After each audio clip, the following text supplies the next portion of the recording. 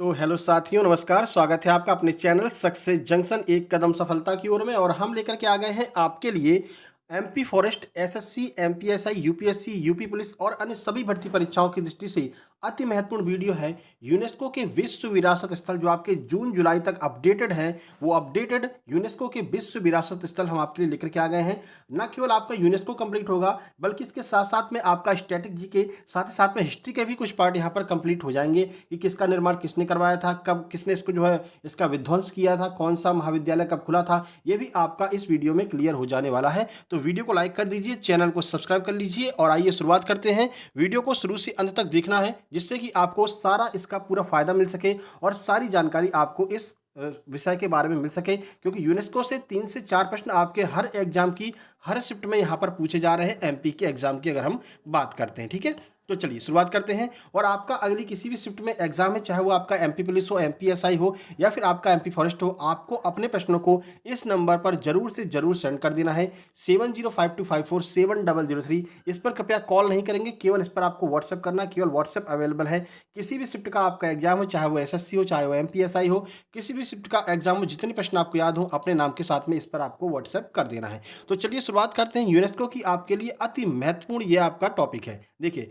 सबसे पहले हम यहाँ पर बात करेंगे यूनेस्को का फुल फॉर्म क्या होता है, क्योंकि यही सबसे पहले कई एग्जाम में पूछा गया है। तो United Nation educational, scientific and cultural organisation, ये आपका यूनेस्को का फुल फॉर्म होता है। याद रखना यहाँ पर ऑर्गेनाइजेशन है, ठीक है, यहीं पर कई लोग कंफ्यूज हो जाते हैं। आगे बढ़ते इसकी स्थापना की बात करते हैं तो 16 नवंबर 1945 को यूनेस्को की स्थापना की गई थी। इसका मुख्यालय कहाँ पर है, तो पेरिस, फ्रांस में इसका मुख्यालय स्थित है, ठीक है। चलिए, वर्तमान डायरेक्टर जनरल कौन है, तो जून जुलाई 2023 तक की बात करते हैं तो ऑन्द्रे अजूले जो हैं वो वर्तमान में इसके डायरेक्टर जनरल हैं, ठीक है। चलिए आगे बढ़ते हैं और कुछ अन्य बातों पर जानकारी देखते हैं और आपको इसका एमसीक्यू भी हम करवाने वाले हैं, जो प्रश्न लगातार आपके एग्जाम में पूछे जा रहे हैं। तो प्रथम डायरेक्टर जनरल की बात करते हैं, कभी कभी ये भी आपका पूछ लिया जाता है। तो जूलियन हेक्सले जो हैं वो प्रथम जनरल डायरेक्टर थे, ठीक है। कुल सदस्य देश वर्तमान में बात करते हैं तो 193 सदस्य देश वर्तमान में हैं। और ये सारी की सारी जो आपको हम जानकारी दे रहे हैं ये ऑथेंटिक है, क्योंकि ये ऑफिशियल वेबसाइट, यूनेस्को की ऑफिशियल वेबसाइट से हम लेकर के आए हैं। अभी आपको हम इसका प्रूफ भी दिखा देंगे।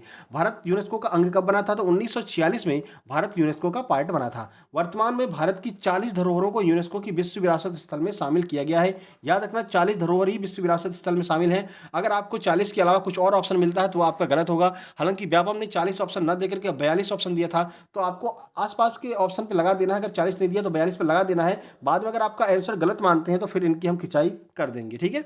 चलिए देखते हैं। तो ये आपको जो यूनेस्को की ऑफिशियल वेबसाइट है, यहाँ पर आपको देखने को मिलेगा कि अगर आप बात इंडिया की करते हैं तो इंडिया में कितनी है, तो इंडिया में कुल 40 जो है यूनेस्को की विरासत स्थल हैं। ये आपको याद रखना है। ये ऑफिशियल वेबसाइट है यूनेस्को की, जो कि हम आपके लिए इसका स्क्रीनशॉट खींच करके लेकर आए हैं।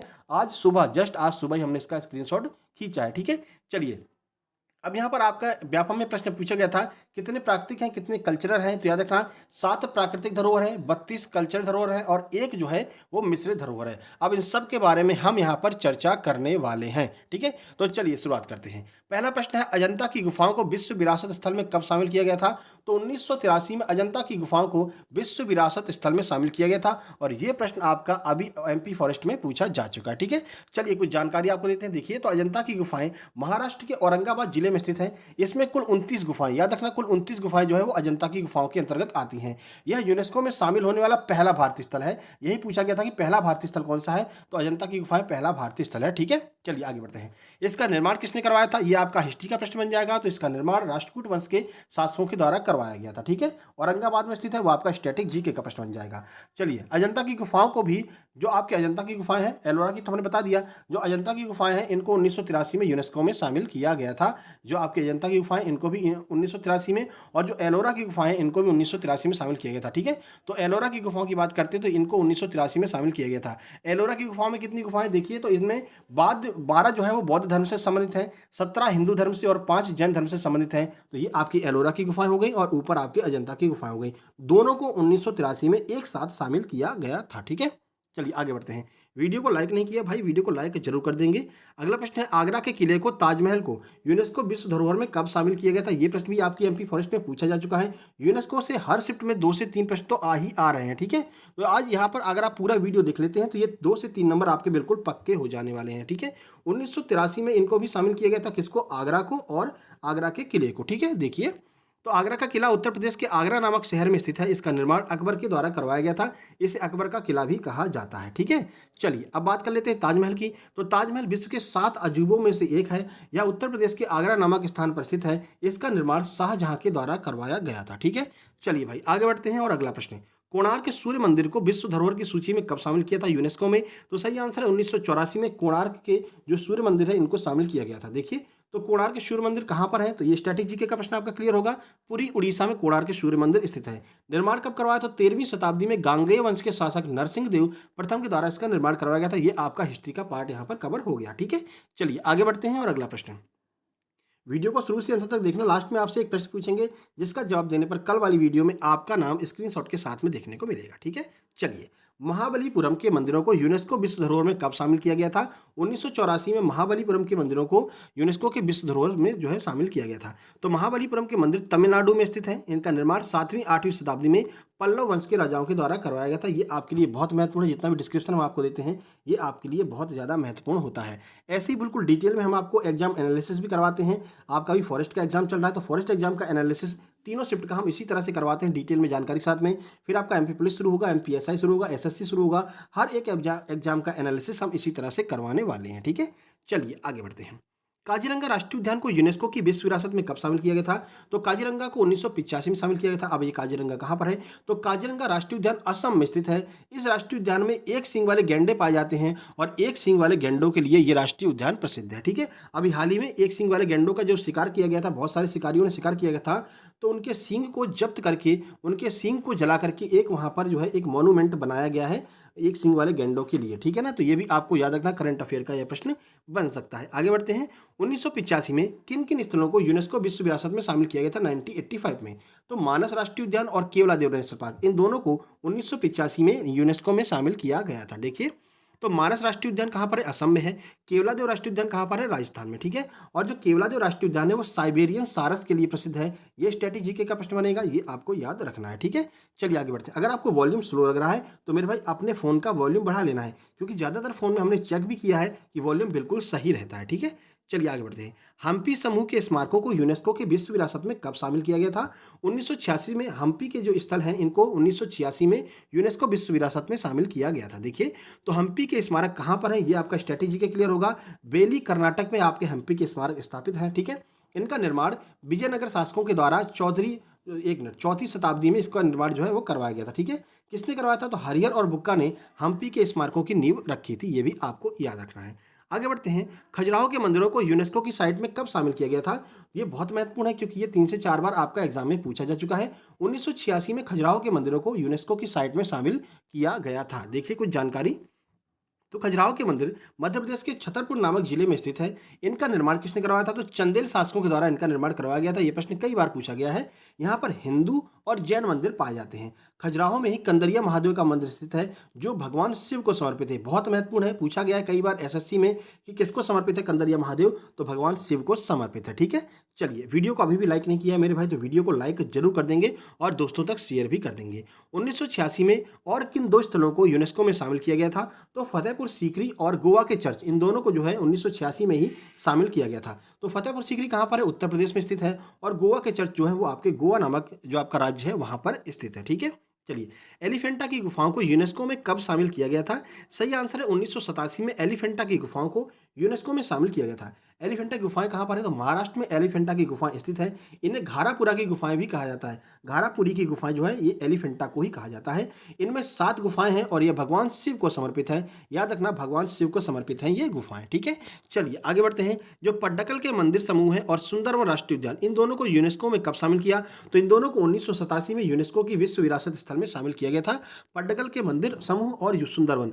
अब ये कहाँ पर है दोनों, आइए देख लेते हैं। तो पड्डकल के मंदिर कर्नाटक में है। ठीक है, इनका निर्माण चालुक्य वंश के शासकों ने 7वीं और 8वीं शताब्दी में करवाया था। ठीक है, और ये बेसर शैली से निर्मित मंदिर है। ये भी आपको याद रखना है। पड्डकल के जो मंदिर है, ठीक है, कर्नाटक। और सुंदरवन की बात कर लेते हैं तो सुंदरवन राष्ट्रीय उद्यान, अभी ये कल पूछा गया आपके एमपी फॉरेस्ट में। सुंदरवन राष्ट्रीय उद्यान पश्चिम बंगाल में स्थित है और यह मैंग्रोव वनों के लिए प्रसिद्ध है, ये भी आपको याद रखना है। यह एक रामसर स्थल भी है, ये भी आपको याद रखना है। महान चोल मंदिरों को यूनेस्को में कब शामिल किया गया था? तो 1987 में जो चोल मंदिर है इनको भी यूनेस्को में शामिल किया गया था। इन मंदिरों का निर्माण किसने करवाया था? तो चोल शासकों के द्वारा इन मंदिरों का निर्माण करवाया गया था। यह मंदिर तमिलनाडु में स्थित है, ये भी आपको यहाँ पर स्टैटिक जीके का प्रश्न बनेगा, ये भी आपको याद रखना है। नंदा देवी राष्ट्रीय उद्यान को यूनेस्को की विश्व विरासत में कब शामिल किया गया था? 1988 में नंदा देवी राष्ट्रीय उद्यान को शामिल किया गया था। नंदा देवी राष्ट्रीय उद्यान कहाँ पर है? तो ये आपका उत्तराखंड में स्थित है नंदा देवी राष्ट्रीय उद्यान, ठीक है। यहीं पर जो वैली ऑफ फ्लावर है इसको भी 1987 में ही 2005 में वैली ऑफ फ्लावर को जो है शामिल किया गया था। ये भी आपका उत्तराखंड में स्थित है वैली ऑफ फ्लावर, 2005 में यूनेस्को में इसको शामिल किया गया था, जिसे हम फूलों की घाटी भी कहते हैं, ठीक है। चलिए, सांची के स्तूप को यूनेस्को विश्व विरासत में कब शामिल किया? बहुत महत्वपूर्ण है, एमपीजीके का प्रश्न है, आपके एग्जाम में पूछा जा चुका है। शायद 25 या 26 तारीख को 3 शिफ्ट में लगातार पूछा गया था। सही आंसर है 1989 में सांची के स्तूपों को यूनेस्को में शामिल किया गया था। देखिए, तो सांची के स्तूप जो है वो मध्य प्रदेश में स्थित है, मध्य प्रदेश में सांची नामक स्थान पर स्थित है। इनका निर्माण सम्राट अशोक के द्वारा करवाया गया था, ये आपको याद रखना है, ठीक है। आगे बढ़ते हैं। हुमायूं के मकबरे को यूनेस्को की विश्व विरासत सूची में कब शामिल किया गया? 1993 में हुमायूं के मकबरे को यूनेस्को की विश्व विरासत में शामिल किया गया। अब ये हुमायूं का मकबरा कहाँ पर है? तो देखिए, हुमायूं का मकबरा दिल्ली में स्थित है और यह चार बाग शैली, ये शैली कई बार पूछी गई एसएससी में, एसएससी ऐसी चीज़ों को जरूर कवर करता है। तो चार बाग शैली में स्थापित है आपका हुमायूं का मकबरा, ठीक है। इसके निर्माणकर्ता कौन है? तो मिर्जा गयास बेग जो है उन्होंने इसका निर्माण किया था। आर्किटेक्चर कौन है? मिर्जा गयास बेग है, ये भी आपको याद रखना है, आगे प्रश्न बन सकता है। आगे बढ़िए। कुतुब मीनार को यूनेस्को विश्व विरासत में कब शामिल किया गया? 1993 में कुतुब मीनार को यूनेस्को विश्व विरासत स्थल की सूची में शामिल किया गया था। देखिए, कुतुब मीनार का निर्माण किसने करवाया था? तो कुतुबुद्दीन ऐबक ने कुतुब मीनार का निर्माण करवाया था, लेकिन ये अपने नाम पर नहीं करवाया था। उन्होंने सूफी संत कुतुबुद्दीन बख्तियार काकी की याद में इसको बनवाया था। कई बार ये प्रश्न बनता है कि किसकी याद में बनवाया था? तो इनकी याद में बनवाया था, अपने नाम पर इन्होंने नहीं बनवाया था, ठीक है। नींव किसने रखी थी? कुतुबुद्दीन ऐबक ने इसकी नींव रखी थी, ठीक है, जो गुलाम वंश का संस्थापक था। ऊंचाई कितनी है? ये ऊंचाई आपकी एसएससी में पूछी गई है, 72.5 मीटर इसकी ऊंचाई है कुतुब मीनार की, ठीक है।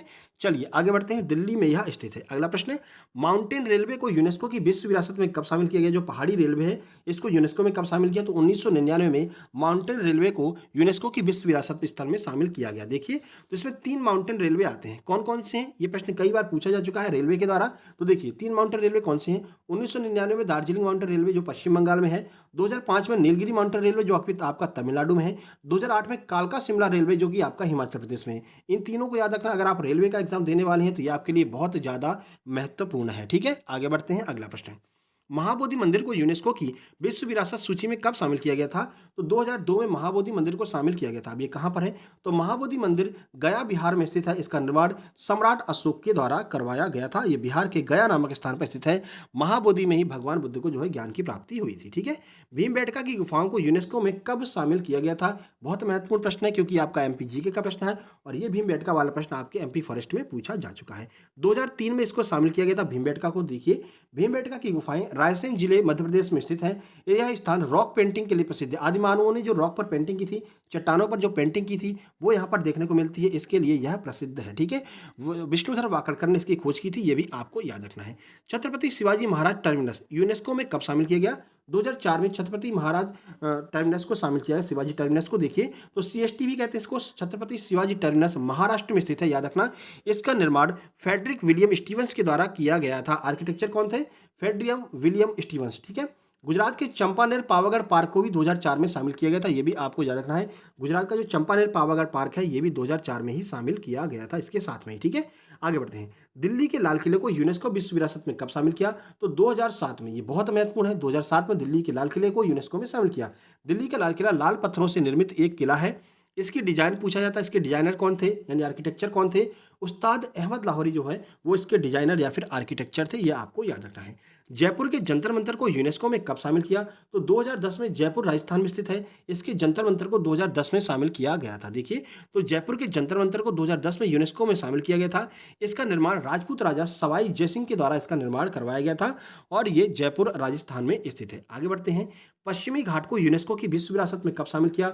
2012 में पश्चिमी घाट को यूनेस्को के विश्व विरासत स्थल में शामिल किया गया था। पश्चिमी घाट को ही सह्याद्री कहा जाता है, याद रखना। सह्याद्री किसे कहते हैं? पश्चिमी घाट को ही सह्याद्री जिसे कहते हैं 2012 में शामिल किया। राजस्थान के पहाड़ी किले को यूनेस्को में कब शामिल किया गया था? तो 2013 में राजस्थान के 6 पहाड़ी किले हैं जिनको यूनेस्को में शामिल किया गया था। इसके बाद में हम आपका जो आपके संगठन है ना, जैसे कि आपका WTO हो गया, ठीक है? ये संगठन और आपका जो है बहुत सारे जो संगठन है, WHO हो गया, इनके बारे में एक वीडियो हम लेकर के आने वाले हैं। इसके जस्ट बाद में वो वीडियो भी आपको देखने को मिलने वाली है, क्योंकि वहाँ से भी कई सारे प्रश्न आपके एग्जाम में बन रहे हैं। देखिए, तो राजस्थान की बात करते हैं। राजस्थान के 6 किलों को 2013 में यूनेस्को में शामिल किया, जैसे कि चित्तौड़गढ़ का किला हो गया, कुंभलगढ़ का किला हो गया, रणथंभौर हो गया, जयपुर का किला हो गया, और कौन-कौन से किले हैं देखिए, तो जैसलमेर का किला और झालवाड़ का दुर्ग, ये 6 किले हैं जिनको यूनेस्को में शामिल किया गया। आपके लिए अति महत्वपूर्ण है, इनमें से कोई ना कोई किला आपके एग्जाम में पूछा जा सकता है। रानी की वाव को यूनेस्को विश्व विरासत में कब शामिल किया गया था? तो 2014 में रानी की वाव को यूनेस्को विश्व विरासत स्थल में शामिल किया गया था। देखिए, रानी की वाव कहाँ पर है? तो रानी की वाव सरस्वती नदी के, याद रखना, सरस्वती नदी के मुहाने पर पाटन, गुजरात में स्थित है। इसका निर्माण चालुक्य शासकों के द्वारा करवाया गया था। अब आपको कमेंट बॉक्स में कमेंट करके ये बताना है कि ये जो रानी की वाव है, इसका चित्र कितने रुपए के नोट पर देखने को मिलता है। बहुत महत्वपूर्ण है, एक बार चाहे तो आप गूगल सर्च कर लेना और कमेंट बॉक्स में टाइप जरूर करना। टाइप करने से आपको ये हमेशा के लिए याद हो जाएगा, रानी की वाव का चित्र भारतीय किस रुपए के नोट पर जो है छपा हुआ है। ये आपको कमेंट बॉक्स में कमेंट करना है, ठीक है। The great Himalayan national park को यूनेस्को में कब शामिल किया गया था? तो 2014 में the great Himalayan national park को यूनेस्को की विश्व विरासत स्थल में शामिल किया गया था। देखिए, तो द ग्रेट हिमालयन पार्क कहाँ पर है? तो कुल्लू जिले हिमाचल प्रदेश में स्थित है। कुल्लू जिले हिमाचल प्रदेश में द ग्रेट हिमालयन पार्क स्थित है, ठीक है। यह पार्क अपने जैव विविधता के लिए प्रसिद्ध है, इसलिए इसको यूनेस्को में शामिल किया गया, ठीक है। अगला देखिए, कंचनजंगा नेशनल पार्क को यूनेस्को के में कब शामिल किया गया था? तो 2016 में कंचनजंगा नेशनल पार्क को यूनेस्को में शामिल किया गया था। कंचनजंगा नेशनल पार्क कहाँ पर है देख लीजिए, तो कंचनजंगा नेशनल पार्क सिक्किम में स्थित है। यह नेशनल पार्क सफेद तेंदुए, काले हिरण और लाल पांडा के लिए प्रसिद्ध है। लाल पांडा केवल और केवल कंचनजंगा में ही पाया जाता है, याद रखना। यह एकमात्र मिश्रित यूनेस्को स्थल, याद रखना, कंचनजंगा जो है वो एकमात्र भारत का मिश्रित यूनेस्को स्थल है अभी तक करंट में, ठीक है ना। ये आपको याद रखना है। आगे बढ़ते हैं।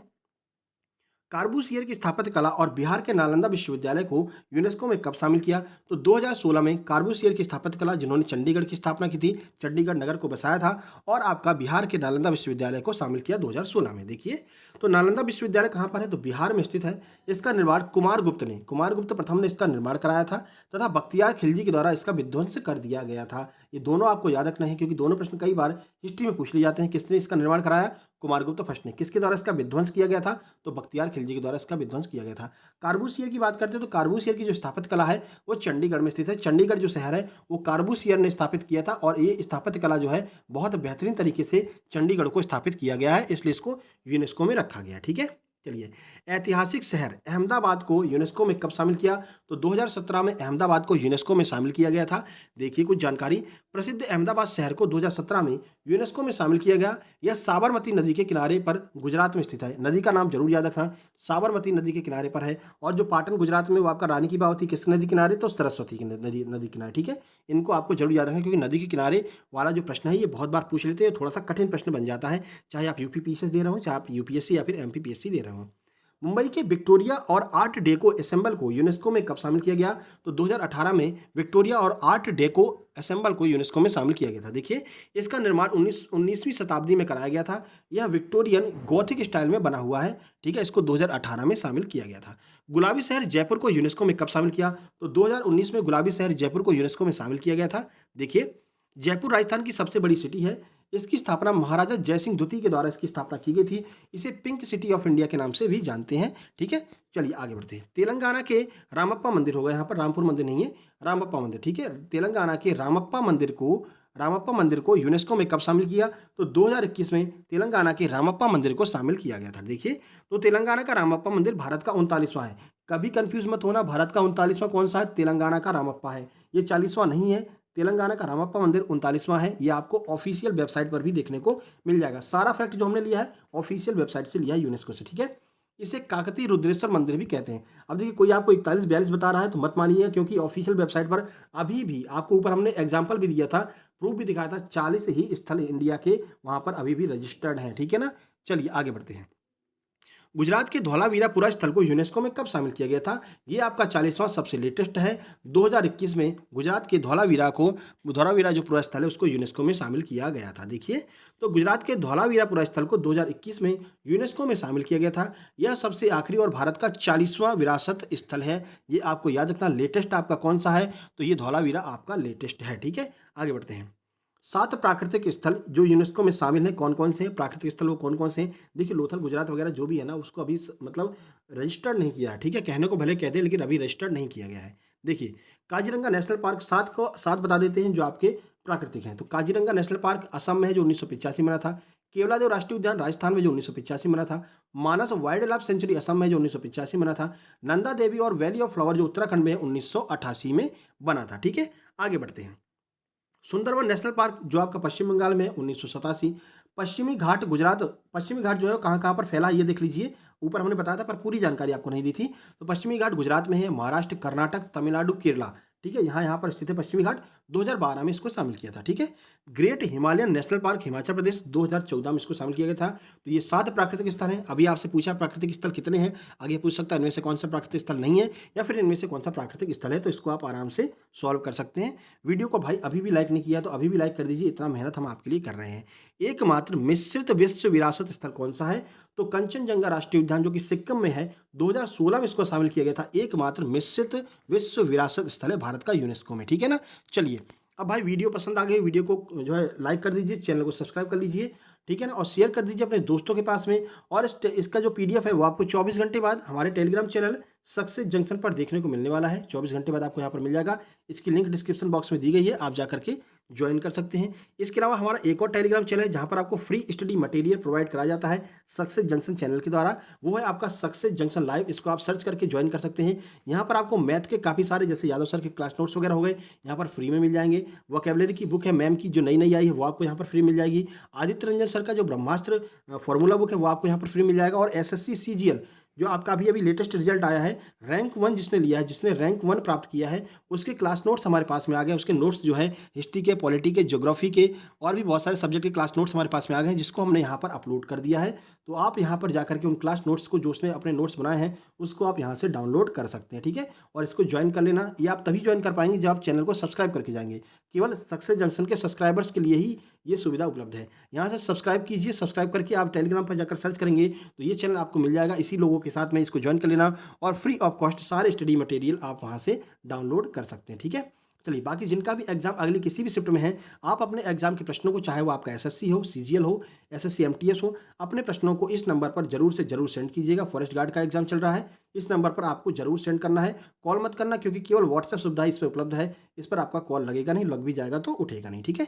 चलिए, जल्द ही मिलते हैं नेक्स्ट एग्जाम एनालिसिस में। दोस्तों तक शेयर जरूर कर देना, बहुत मेहनत लगी है, और लाइक कर देना, ठीक है? और जो प्रश्न हमने आपसे पूछा है कि किस रुपए के नोट पर आपको जो है रानी की वाव देखने को मिलती है, वो कमेंट बॉक्स में कमेंट करना, ठीक है? चलिए, जल्द ही मिलते हैं संगठन वाले वीडियो में, जिसमें हम आपका WHO, WTO इन सबको कवर करने वाले हैं। तब तक के लिए नमस्कार, धन्यवाद।